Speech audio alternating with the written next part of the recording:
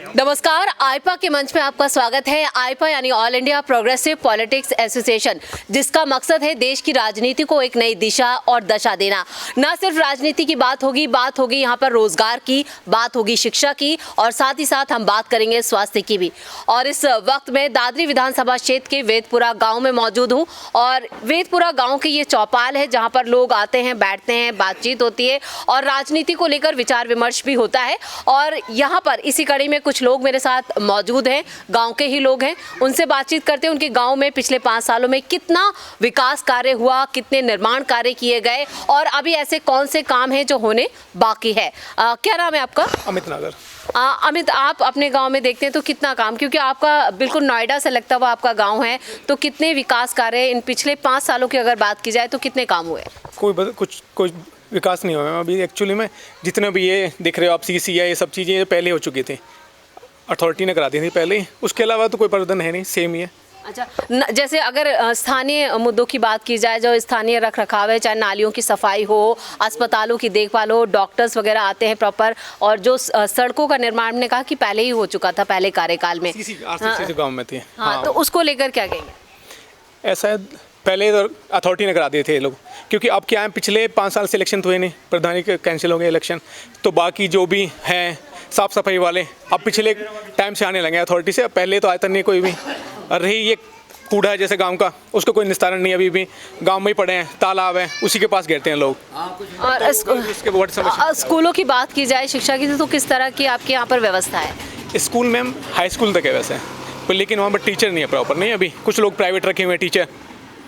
School है श्री संतवना, और बाकी एक ये है छोटे स्कूल, जूनियर हाई स्कूल है। अब आपकी अपेक्षाएं क्या हैं? जो आने वाली गवर्नमेंट होगी उससे क्या चाहते हैं, किस तरह के और काम?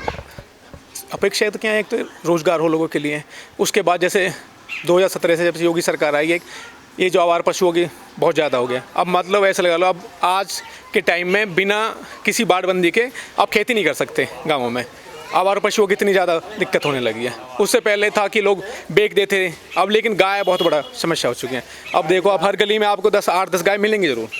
तो आवारा पशु की ये पूरे दादरी क्षेत्र की अगर देखें, हमने कई गांवों का यहाँ पर इंस्पेक्शन किया, कई लोगों से बातचीत की, तो ये एक बड़ी समस्या बनकर सामने आया और आपके गांव में भी ये बड़ी समस्या है। हाँ जी हाँ, क्योंकि क्या हुआ इसके बाद इन्होंने तो दावे किए जा रहे हैं कि हर गांव में गौशाला है। नहीं, ये सब हवाई बातें हैं, कुछ भी ना, ये कुछ भी ना। ये केवल क्या है, गाय की जो है, गाय के नाम पर राजनीति चल रही है।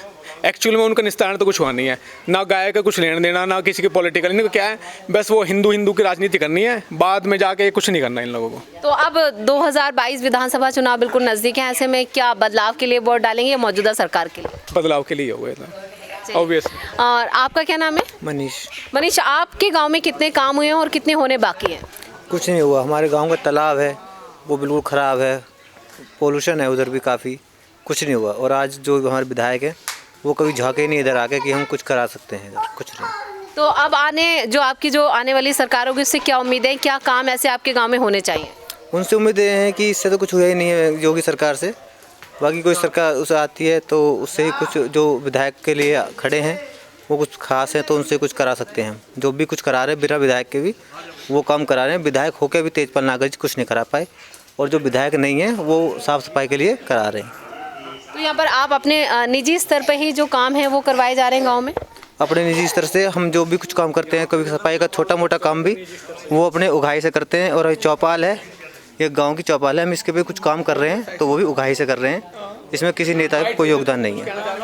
अगर आपके गांव में अगर बात की जाए यहाँ पर बारात घर की या जो और व्यवस्थाएं हैं, वो उसको लेकर आप क्या कहेंगे? वो किस तरह के निर्माण, और जो प्रधानमंत्री आवास योजना के अंतर्गत घरों का निर्माण किया गया, जो आवास मुहैया, आपके गांव में कुछ लोगों को मकान वगैरह मिले? कुछ नहीं मिला यहाँ पे, कुछ भी मिला। बाकी मनीष ने बताया रोजगार भी नहीं है लोगों के लिए। अगर कहीं भी कंपनी में जाएंगे, कहीं भी जाएंगे, रोजगार भी नहीं है, बेरोजगार लोग हैं, पढ़े लिखे भी घूम रहे हैं। उसके बाद गांव के लिए बोलें तो हमारा तालाब है वो भी गंदा पड़ा है। स्कूलों में भी ऐसे, जो प्राइमरी स्कूल है उसमें भी ऐसी पढ़ाई नहीं है, टीचर अवेलेबल हैं, आधे टाइम है आधे टाइम नहीं है।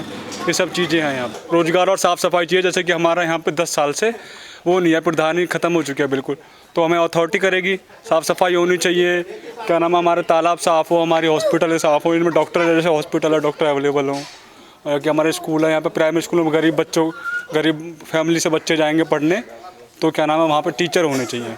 जी, तो ये समस्याएं आपने बताई। यहाँ पर कुछ और भी सीनियर सिटीजन्स कह लीजिए वो यहाँ पर मौजूद हैं, उनसे बात कर लेते हैं। तो आपके गांव में कितने और काम होने चाहिए?